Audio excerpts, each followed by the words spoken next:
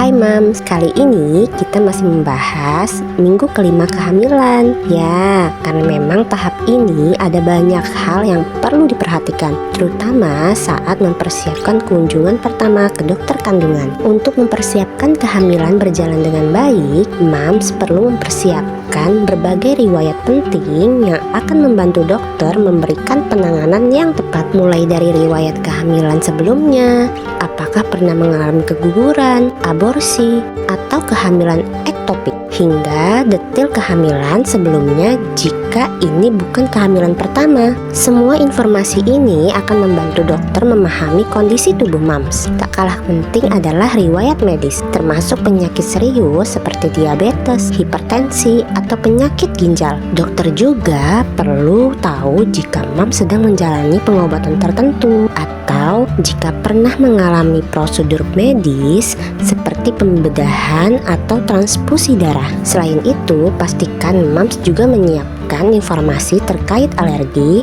dan riwayat vaksinasi, termasuk vaksinasi MMR, hepatitis B, atau TDAP. Jangan lupa, gaya hidup Mams juga akan menjadi perhatian, seperti konsumsi alkohol, kopi, dan makanan mentah. Bahkan paparan terhadap lingkungan kerja yang berbahaya juga harus disampaikan. Kesehatan mental dan emosional juga sangat penting. Jika Mams pernah mengalami masalah psikologi seperti depresi atau sedang berada dalam situasi kekerasan rumah tangga, jangan ragu untuk bicara dengan dokter. Dan jika Mams berada dalam kategori kehamilan resiko tinggi, misalnya usia kehamilan di atas 35 tahun atau memiliki riwayat penyakit kronis, konsultasikan langkah-langkah tambahan yang mungkin perlu dilakukan, seperti tes darah dan amniocentesis. Dengan menyiapkan semua data ini, Mams telah mengambil langkah besar untuk memastikan kehamilan yang sehat dan aman,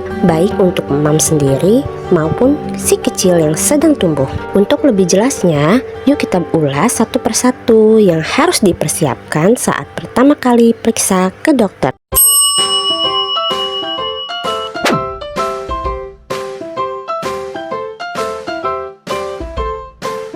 5. Memiliki riwayat keguguran, preeklamsia atau eklamsia, persalinan sesar, persalinan prematur. Nah, kalau Mams punya riwayat keguguran atau masalah saat melahirkan sebelumnya, penting untuk menyampaikan ke dokter. Ini untuk memberikan perhatian ekstra selama kehamilan sekarang. Kita ingin Mams dan si kecil tetap sehat dan aman. 6. Hasil tes darah positif dengan infeksi dan anemia. Kalau hasil tes darah Mams menunjukkan infeksi atau anemia, jangan panik. Ini bisa diatasi dengan pengobatan yang tepat. Tapi ingat, jangan anggap remeh ya. Selalu konsultasikan dengan dokter untuk mendapatkan penanganan yang tepat. 7.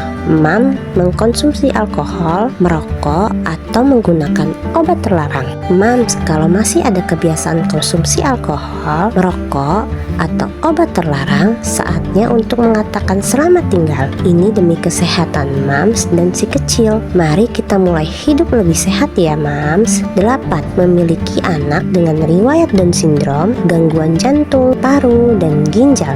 Jika Mams sudah mempunyai anak sebelumnya dengan kondisi tertentu, ini perlu diungkapkan ke dokter. Mereka akan memberikan perhatian ekstra dan mungkin saran untuk tes lanjutan. Ingat, Mams tidak sendirian dalam perjalanan ini, dan dokter ada untuk membantu. Riwayat alergi. Pertama, obat resep apa yang Mams rutin konsumsi, termasuk vitamin atau suplemen, termasuk obat herbal, dan bagaimana dosisnya. Lihat botol kemasan dan catat kandungannya untuk diberitahu dokter. Oke Mams, ini saatnya buat jadi detektif kesehatan. Cek semua botol obat, vitamin, dan suplemen yang Mams konsumsi. Catat dosisnya juga ya, biar dokter tahu Mams lagi apa aja. Biar Mams bisa bilang dengan bangga, ini loh daftar isi obat yang saya konsumsi. Siapa tahu ada yang gak kompatibel dengan kehamilan ini. Jadi mumpung masih bisa melihat label, mari kita intip dan catat semua. 2.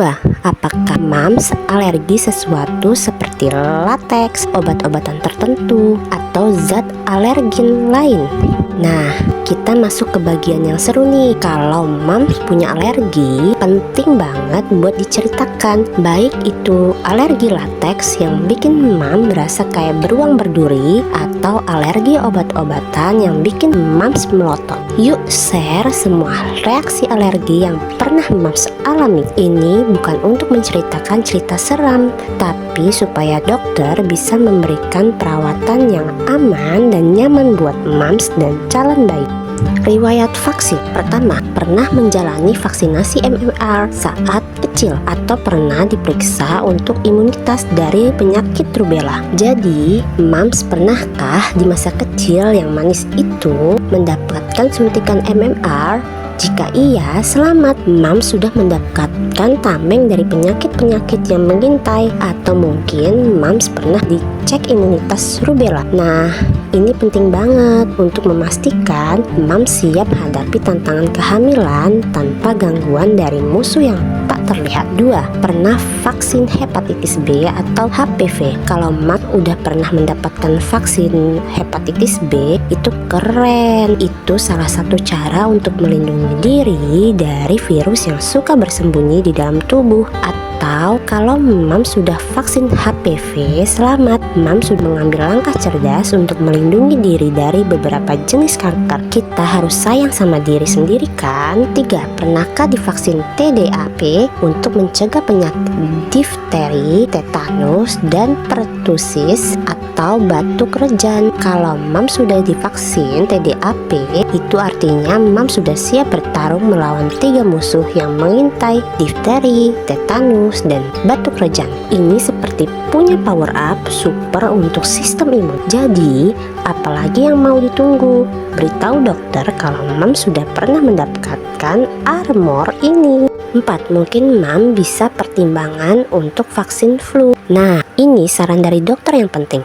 Vaksin flu bisa jadi pilihan cerdas buat mams, apalagi di musim flu. Jadi, daripada terkapar di kasur sambil batuk-batuk, lebih baik siapkan vaksin ini dan tetap sehat selama kehamilan. Mams mau tetap aktif bukan? 5. Apakah mams berencana ke luar negeri yang memerlukan vaksin tertentu? Jika mams punya rencana untuk liburan ke luar negeri, pastikan untuk mengecek apakah ada vaksin yang diperlukan. Jangan sampai mams tiba-tiba jadi turis yang sakit di negeri orang. Ini bukan film horor, jadi lebih baik siapkan vaksin agar bisa menikmati liburan dengan tenang. Riwayat psikologi. Pertama, pernah mengalami masalah psikologi dan emosi, termasuk depresi dan kelainan makan. Oke mams, kita masuk ke area yang lebih serius nih. Kalau mams pernah mengalami masalah psikologi atau emosi, termasuk depresi atau kelainan makan, jangan ragu untuk berbagi. Ini bukan untuk bikin mams merasa aneh, tapi supaya dokter bisa membantu mams merasa lebih baik. Ingat, setiap orang punya drama sendiri, dan menceritakan itu ke dokter bisa jadi langkah pertama menuju pemulihan. 2. Apakah mams pernah menjadi korban kekerasan rumah tangga? Saat ini, apakah mams kerap mengalami kekerasan verbal atau merasa terancam secara fisik maupun verbal? Nah, ini juga pertanyaan yang super penting. Kalau mams pernah mengalami kekerasan rumah tangga atau sekarang merasa terancam baik fisik maupun verbal, itu perlu diungkapkan. Tidak ada yang harus merasa terjebak dalam situasi berbahaya. Jadi, jika mams merasa seperti superwoman yang terkurung dalam menara kekerasan, ini saatnya untuk mencari bantuan. Ingat mam, berhak untuk merasa aman dan nyaman. Gaya hidup. Pertama, apakah mams mengkonsumsi alkohol? Berapa banyak dan berapa sering? Oke mams, saatnya jujur ya. Kalau mams suka mengopi sambil menikmati segelas anggur, berapa sering sih? Apa itu jadi ritual mingguan? Atau hanya saat ada pesta? Ingat, kehamilan itu bukan saatnya untuk party hard. Jadi mari kita periksa seberapa banyak yang mams konsumsi. Tapi tenang, ini bukan untuk menghakimi, hanya untuk menjaga kesehatan mams dan calon bayi.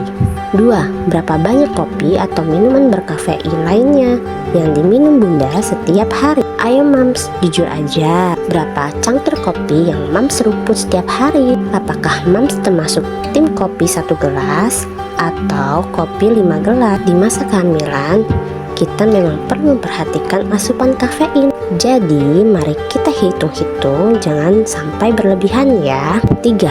Apakah mam mengkonsumsi ikan?